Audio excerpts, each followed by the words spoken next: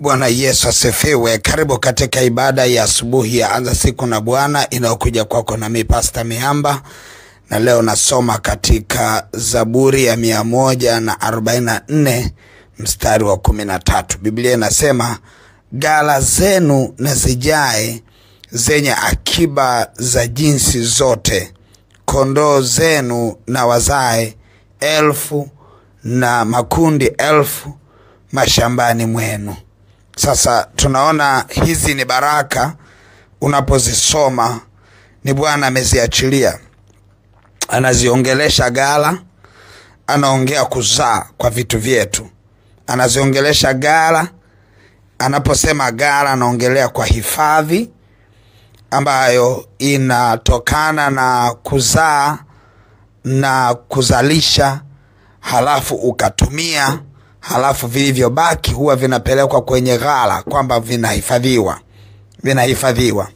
Sasa tunapoongelea ghala ni lazima kuwe kuna surplus, kuwe kuna matumizi yametumika, halafu kuna kilichobaki. Sasa nataka niseme kitu kimoja kwamba tunapoenda kuangalia ni namna gani ya kuzilinda ghala zetu katika ulimwengu wa roho, ni lazima tuelewe ya kwamba ghala ni kitu kinachohifadhi kilichobakia. Kwa maana gani? Kwa maana ya kwamba uwe umetumia, umebakiza ndio unaenda kuweka.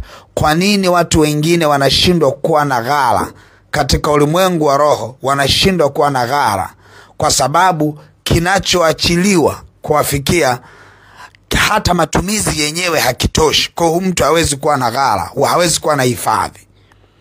Kwa hiyo Mungu anapoeleza kwamba ghala zenu na zijae zenye akiba ya jinsi zote, maana yake ni nini? Kwa wale ambao tulikuwa tuna maghala yale ya kienyeji kule kijijini, unakuwa mnatengeneza ghala kama chumba fulani hivi ambacho humo ndani mtahifadhi mahindi, mtahifadhi kunde, mtahifadhi vitu vya namna mbalimbali. Ama mtu anaweza akawa na sehemu fulani ameweka maghala mengi ya hifadhi ya vitu mbalimbali, kwa sababu vya kutumika vipo na vinavyobakia ambavyo vinaweza vikatumika hata mwaka mzima vipo.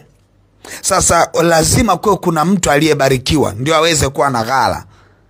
Kabla ya kubarikiwa huwezi kuwa na ghala, na ndio maana kuna watu wanatumia fedha walioipata kwa siku hiyo, inaisha siku hiyo, kesho yake anaanza kutafuta pesa ya kutumia siku hiyo. Ni kama vile kwenye familia unakuta baba anafika anaacha shilingi 10,000 ya siku hiyo. Yaani mama inabidi aje aombe tena shilingi 10,000 kesho. Kwa hiyo endapo kama baba hatapata kuachilia hiyo shilingi 10,000 kesho, familia imelala na njaa, kwamba wanaishi kutokana na kitu ambacho kinaachiliwa siku hiyo. Kwa hiyo maisha hawa watu hawana kitu kinaitwa ghala. Sasa ghala kama hawana, imeathiriwa na nini? Imeathiriwa na namna wanavyoingiza fedha ama namna wanavyozalisha. Uwezo ukawa una akiba kwenye account yako, either hizi za simu ama account za benki, endapo kama kinachoingia hakikidhi hata matumizi yako ya siku. Wengi huwa wanapenda, wanaforce kuwa na ghala. Yani anasema mimi nitaanza kuhifadhi. Anaanza kuhifadhi kwa namna gani? Anachukua shilingi 10,000 ambayo ni ya kula siku hiyo hiyo, anaipeleka kwenye mtandao. Akifika kwenye mtandao kuhifadhi kwenye simu, jioni anaitoa. Akitoa anakatwa. Yani anadhani anajipa moyo kwamba labda nimehifadhi, lakini akiangalia aliweka 10,000, akitoa baada ya makato anatoka shilingi 9,000. Kwa hiyo unajikuta ni mtu ambaye anatamani kuwa na hifadhi, lakini hifadhi haipo kwa sababu hajui, ama mtu anaweza sio anaelewa hifadhi inatokana na nini na ufanyaje ili uwe na hifadhi, ambapo leo Bwana anatenda kutufundisha kidogo hapo. Kwa hiyo unakuta mtu anahangaika sana lakini anashindwa kuwa na hifadhi. Hifadhi ni lazima itokane na surplus, itokane na kilichobaki, kwamba umepokea kikubwa kuliko matumizi yako, halafu kimeenda kuhifadhiwa. Kesho tena unapokea kikubwa kuliko matumizi yako, unaenda kuhifadhiwa. Mathalan, wewe unatumia shilingi 10,000 kwa siku, lakini kila siku unaingiza shilingi 30,000. Kwa hiyo 20,000 ni lazima iende kwenye ghala, lazima iwekwe huko. Na ndio maana unakuta mtu anaiweka hela, anasema mimi hela ina matuo. Moja ya sababu ya fedha kuwa na matuo, ukiachana jambo la kiroho, lakini ni namna ya fedha inapoingia, inaingia kwa wingi kuliko ile inayotoka. Kwa lazima fedha ipate matuo. Ukiachana na ile swala la kiroho ambalo adui anakuwa anaiwinda kutafuta matumizi mengine, lakini tu swala la hifadhi ni fedha inayoingia ambayo ina matumizi machache kuliko ile fedha iliyoingia. Kwa hiyo unakuta watu siku hizi wanabidi wajilimit, kwa sababu hawana hifadhi. Inabidi ajicommit kucheza hiyo michezo mbalimbali ambayo hela ikienda huwezi kwenda kuichukua. Nini maana yake? Huyu mtu bado hana hifadhi, kwa sababu ameipeleka kule fedha wakati bado huko ana uhitaji. Na ndio maana ukuta anaipeleka hela kwenye michezo, wanaita mchezo, sio wanaita nini hizi, upatu, lakini yeye amelala na njaa. Watoto hawana nguo, mke hana nguo, lakini amepeleka hela kwenye upatu. Ile sio hifadhi, zile sio ghala ambazo Mungu anaziongelea. Ile ni hali ya mojawapo ya kwamba mtu bado hajabarikiwa, kwamba inabidi atafute hiyo hela yenyewe kupeleka kufulfill kule kwa hiyo siku ambao sio anapeleka kwa siku ama kwa wiki. Anapambana kweli kweli, ni inabidi matumizi mengine ya stop kwa ajili ya kwenda kupeleka ile hela ya mchezo. Angalia sasa, huko anapoendelea kutuliza matumizi mengine, wengine wanaingia kwenye madeni. Hela ile itakapotoka inarudi tena kulipa madeni, tena mengine yana riba. Kwa hiyo unajikuta bado ni laana inayoendelea kutafuna mtu mpaka atakapojua siri ya hifadhi ni nini na afanyaje. Sasa umeshaelewa maana ya hifadhi, kwamba hiyo ni ghala, ni hifadhi ambayo Mungu anazisemesha kwamba ziwepo. Sasa ukiona hauna hifadhi, ujue ni nini kimepigwa. Ujue kumepigwa kwenye lango la kuingiza baraka zako, kumepigwa kule. Kwa hiyo ni lazima kufanya mambo yafuatayo. Namba 1, kukaa katika mifumo ya kubarikiwa. Na mifumo ya kubarikiwa ni mifumo ya utoaji. Biblia inaeleza kwamba umebarikiwa mkono unaotoa kuliko unaopokea, kwamba kama wewe ni mtoaji unatengeneza mifumo ya kubarikiwa. Na kutoa inaanzia kwenye madhabahu unayohudumiwa kiroho, lakini pia usiishie pale. Unaweza mtu akawa mwaminifu sana kutoa kwenye ibada za anza siku na Bwana, lakini asiwe mtoaji kwenye maisha yake ya kawaida, kwa mama yake, kwa baba yake, kwa rafiki zake. Umeenda sehemu watu wanakula, mmekaa kama kikundi, tamani basi kuwa wewe ndio utakayelipa ile bili. Yaani usiwe mgumu kutoa hata mnapokuwa na wenzio. Ukiona mtu anapata shida, toa. Yaani unakuwa mtoaji. Ile utoaji wa aina yote unaleta baraka kuingia. Sio utoaji wa madhabahuni tu. Hata ukitoa madhabahuni unabarikiwa zaidi kiagano, kwa sababu kile ulichokitoa lazima utakuwa kuna namna umeambatanisha na mawazo na maombi na fikra. Zile fikra na mawazo na maombi, Bwana atakapoiangalia ile sadaka anajibu. Lakini ukitoka hapo usiishie hapo, ili uendelee kufungua milango ya baraka. Uwe mtoaji hata kwenye sehemu nyingine za maisha ya kawaida. Uwe mtoaji hata kwa ndugu zako, uwe mtoaji hata kwa rafiki zako, nayo ina baraka. Bwana anafungua baraka. Imradi tu usije ukasema hivi, badala ya hii sadaka kupeleka kanisani na iacha na ipeleka kwa rafiki. Hapo sasa ni kesi nyingine, kwa sababu ya kanisani lazima iende kanisani, ya rafiki lazima iende kwa rafiki. Usije ukasema naacha ya rafiki napeleka kwa mzazi.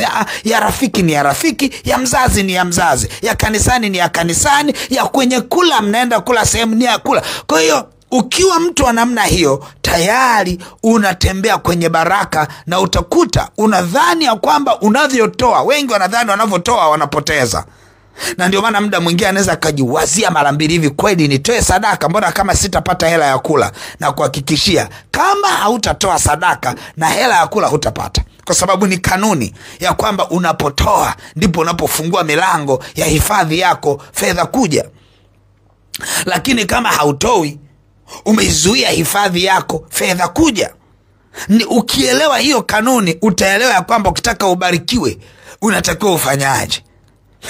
Unapoishi maisha ya kutoa unafanyaje? Mimi vijana kwenye sherehe yao ya vijana pale kanisani siku moja walinibana, wakasema, baba, sisi hatukupi keshi, tunataka twende tukaweke gari lako mafuta, kwa sababu tunatamani tuone hii hela umeitumia wewe.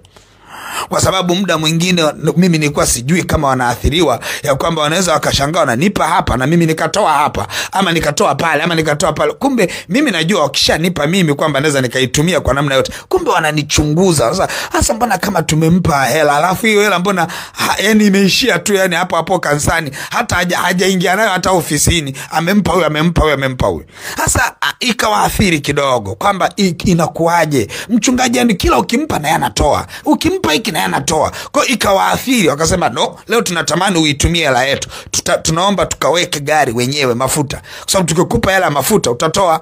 Sasa mimi ninaelewa nachokifanya na ni maisha yangu, najaribu kufundisha hata wewe na kufundisha ili na wewe ubarikiwe, uijue siri, ifunuliwe ile siri. Kwa sababu hii siri ya utoaji ina vita, sio kwamba ni rahisi hivyo. Shetani anajua watu wakifunuliwa siri ya utoaji watambana kila kona. Kuna watu milango itafunguliwa. Kwa hii siri imekuwa ni ngumu kuipenyeza watu akaielewa. Mtu anaweza akaielewa wiki moja akapambana, akaenda baada ya wiki 2 akastop. Mtu anaweza akatoa fungu la 10 akapambana, baada ya wiki 2 akastop. Nini maana yake? Mimi sijawahi kumlaumu mtu wa namna hiyo. Ninaelewa vita iliyopo, ninaielewa. Kwa hiyo wewe ambaye mpaka leo unatoa fungu la 10 kwa muendelezo, wewe ni mshindi sana. Wewe ambaye unatoa kila ibada, unatoa sadaka, wewe ni mshindi sana. Na huwa napenda kutoa huu shuhuda wa mama mmoja ambaye hata sasa hivi najua ananisikiliza, ni mwaminifu kusikiliza hizi ibada. Aliniambia kwamba, mchungaji, mimi nadhani ya kwamba mshahara wangu ni mdogo sana, sio mkubwa. Nikiwa natoa kila wiki, kila siku, inamaanisha ndani ya mwezi hela yote itaishia kwenye kutoa sadaka.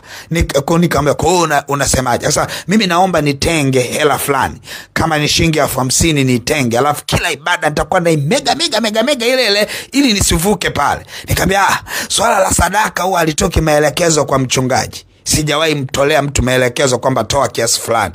Mimi naeleza tu kwamba utoaji, toa. Nikamwambia, fanya kile ambacho moyo wako unakupa kumpenda Mungu. Akasema sawa. Alifanya hivyo mwezi wa kwanza. Mwezi wa pili akaingiwa na madeni yasiyo ya kawaida. Akashtuka, karudi akamwambia, baba, kuna kitu nimekinoti. Akaja pale Sinza, kipindi hicho tulikuwa kwenye kanisa jingine lile la kipindi kile kule sehemu nyingine. Akaja akapanga foleni kabisa kuonana. Ambia, baba, ninaugua ndani yangu, nimejiharibia. Akasema, nimeshtuka, ninaomba matengenezo ya haraka. Nikamwambia, nini? Akaniambia, muda wote nilivyokuwa nikitoa sadaka kila siku, sikuwahi kupungukiwa. Nilikuwa naenda safari, nilikuwa napata fedha. Mume wangu alikuwa ananipa hata fedha zisizo na sababu. Akawa naeleza, akaniambia, unaona hata ile gari, alinunuliwa gari zuri kweli kweli. Unaona ile gari nimenunuliwa. Akawa naeleza. Sasa akasema hivi, mara baada ya kudhani shetani alinidanganya kwa zile taarifa, nilivyogawa wiki ya mwezi wa kwanza, huu mwezi nimeshangaa hivi, baba, can you imagine na madeni? Ananiambia hivyo. Kwa nafasi yake hakutakiwa kuwa na madeni. Kwa nafasi ya mume aliye naye hakutakiwa kuwa na madeni. Akaniambia, baba, hata mume siku hizi hanipi hela. Hata eti imefikia kipindi akitaka kunipa, nikiomba ananiuliza sasa nini? Anambia, haikuwahi kutokea hivyo. Nikamwambia, sasa wewe unadhani ni nini? Anasema, nadhani nilivyo stop kutoa sadaka kila siku niliingiza uharibifu. Nikamwambia, basi Bwana akusaidie urejee. Ana bahati nzuri, yeye hakustruggle. Alivyorudi, alipoanza tu milango ikafunguka hapo hapo. Lakini alikuwa hajaelewa ya kwamba anapoacha kutoa anaenda kuziathiri gala zinaathiriwa. Unapoacha kumtolea Bwana unaenda kuziathiri gala. Sasa kwa nini tunafundisha sana haya mambo? Kwa sababu watu wengi ndio changamoto iliyokuepo. Hawana fedha. ghala zao hazipo. Unakuta mtu anapambana, mtu anakupa habari mpaka unajisikia vibaya ndani ya moyo wako. Ambia baba, huwezi jua, yani hapa nilikuwa na shilingi 1000 tu. Ulikuwa unajiuliza, Mungu, kama fedha na dhahabu ni mali yako, ifike kipindi watu wako waogelee kwenye hizo fedha na dhahabu. Mungu anasema wafuate kanuni yangu, wanitolee walicho nacho ili niwape nilicho nacho. Nikiwapa kidogo wanang'ang'ana na nilichowapa, wakati nimewapa kidogo kuliko nilicho nacho. Kwa hiyo Mungu ana kanuni zake. Sasa hiyo moja inaenda kuathiri ghala moja kwa moja. Kwa unapotembea kwenye kanuni ya utoaji, ghala yako lazima ijae. Kwa unapozuia kanuni ya utoaji, unaenda kuipiga ghala yako, unajikuta unaanza kutembea kwenye hali ile. Sasa lazima Wakristo tuwe tunaangalia. Bahati nzuri sana Mungu amesema kwenye hiyo kona tumjaribu. Uangalie basi, hivi hichi kinachoongelewa kwenye Biblia ni halisi kwangu? Hebu angalia basi, acha kutoa kwa kipindi, alafu uone hali inakuaje. Alafu anza kutoa, alafu uone hali inakuaje. Lakini kama hutaki kuteseka, jaribu kuendelea kutoa tu, alafu uone hali inakuaje. Ongeza viwango vya utoaji basi. Mjaribu kwa staili hiyo. Maana unaweza kaacha kutoa alafu ukapata shida kurudi tena. Lakini hebu endelea kuongeza viwango, uone hali yako ya kiuchumi itakuaje. Ghala zako zitakuaje za kila aina.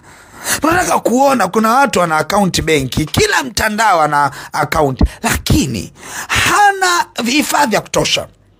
Yeye anakopa kila mtandao, anaelewa namna ya kukopa, anaelewa namna ya kukopa. Juzi hapa nilijisikia vibaya. Unatumia message na mitandao huko, wanasema hivi, mwambie mtu fulani atulipe hela yetu. Sasa imekuja message kwangu na inamtaja kijana wangu wa kanisani ambaye namjua. Nikauliza, hivi aliniandika jina lake ngukua ni dhamana? Nikasikia na kwa wengine imetumwa kwamba huo mtandao usipolipa wanakuchafua kwa watu wote wenye namba zako. Sasa nikajiuliza, hivi hii itaisha lini kama Bwana asipowafunulia siri watu wake? Watu wakatembea gizani, wakaona walivyo navyo vimetokana na mikono yao, wakadhani ya kwamba Mungu hana uwezo wa kuwapa vingine. Hivi hali itakuaje? Tukiangalia tunaona Mungu anasema na watu kupitia ghala ambazo Mungu anaziachilia kwetu. Anasema, ghala zenu na zijae zenye akiba ya jinsi zote, kondoo wenu na wazae 1000 kwa 1000. Kuna vijana wangu, watoto wangu wa kiroho wamenifurahisha sana. Wao ni watoaji sana.